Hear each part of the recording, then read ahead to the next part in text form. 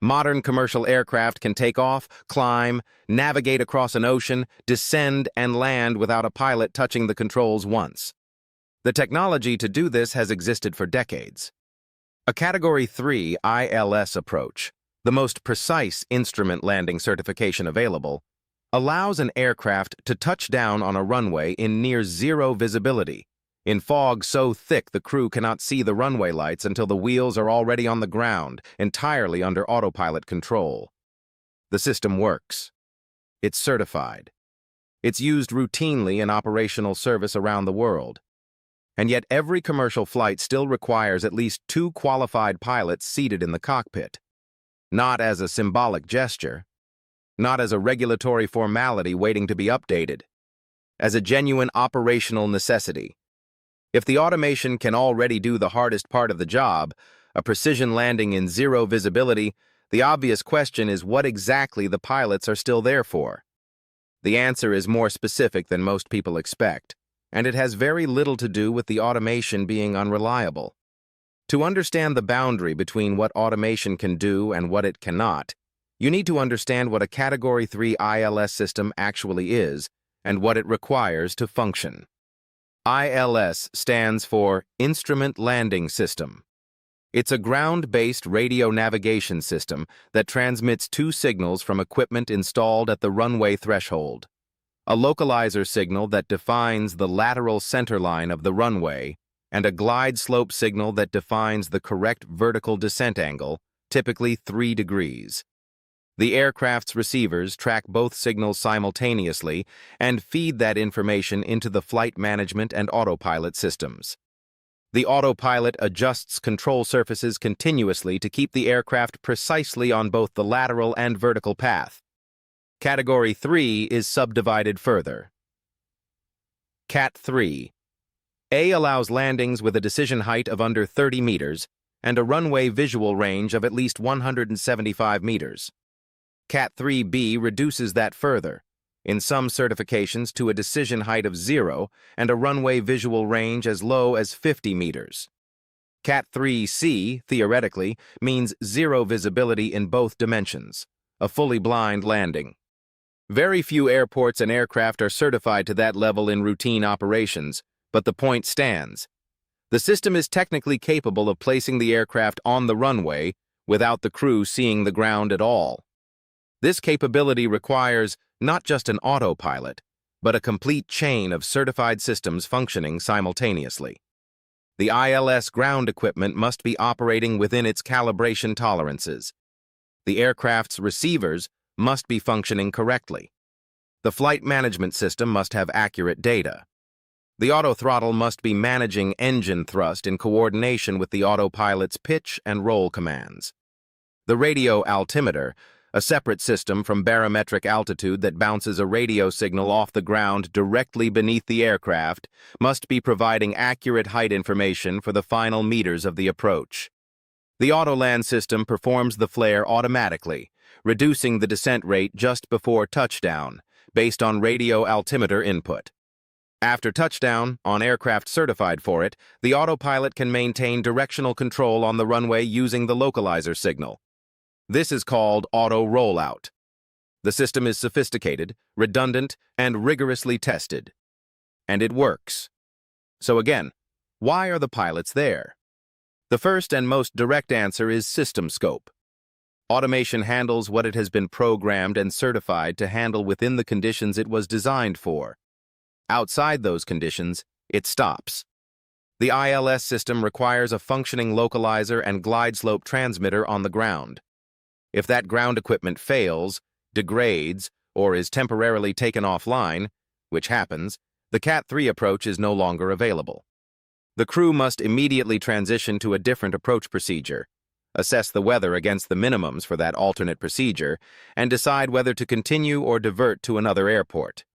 That decision requires awareness of the full operational picture: fuel state, alternate airport conditions, crew rest status, aircraft technical status, air traffic control instructions, and weather across multiple locations simultaneously. The autopilot has no access to most of that information and no capacity to integrate it into a coherent decision. The second answer involves what happens when something in the automated chain itself fails. Autoland systems on commercial aircraft are designed with redundancy. Multiple autopilot channels operating in parallel, cross-checking each other's outputs.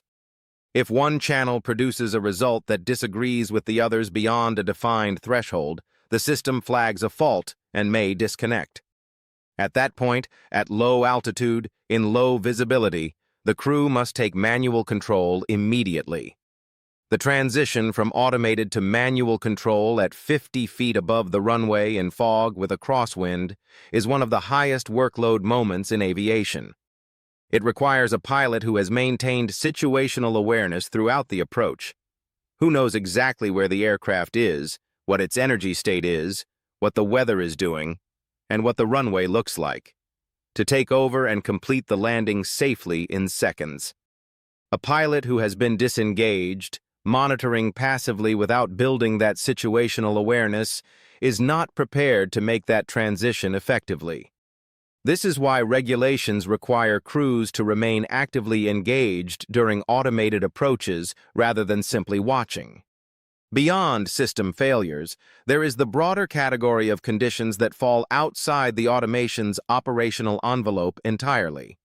Wind shear, a sudden change in wind speed or direction across a short distance, can displace an aircraft from the glide path faster than an autopilot response loop can correct.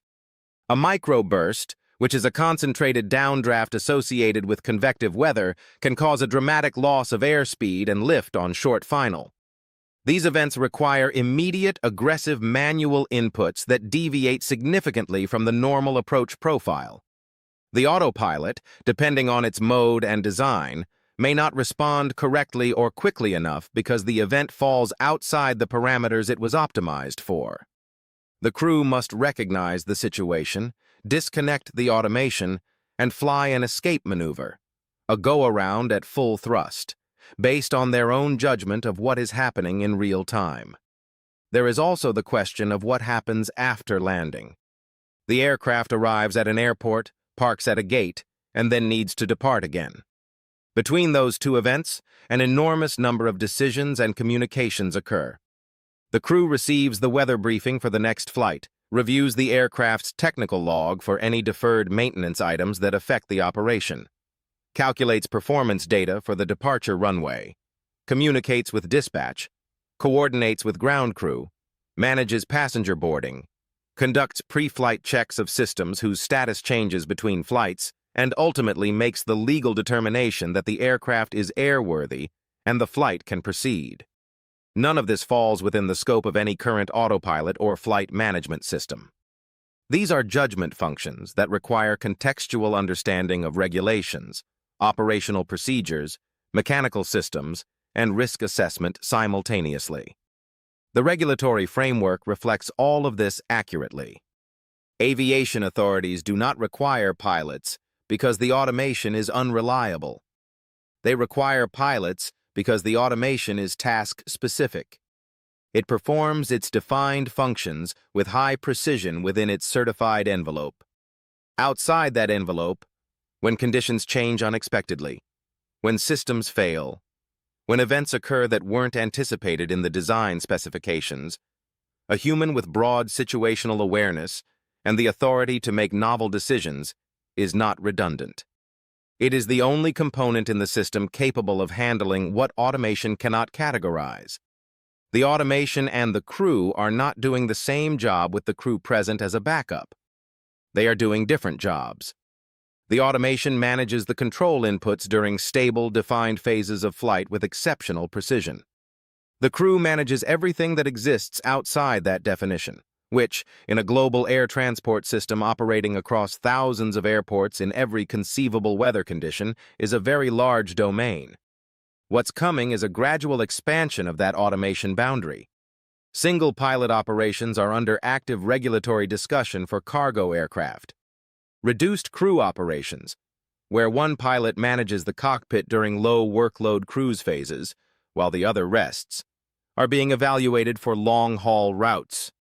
The automation is becoming more capable of handling a wider range of off-nominal conditions.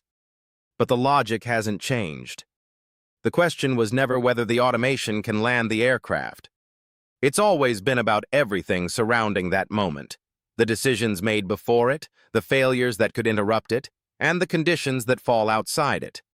Until automation can manage that full scope with the same reliability that a trained crew provides, the answer to why pilots are still required isn't tradition. It's that the job is larger than the landing.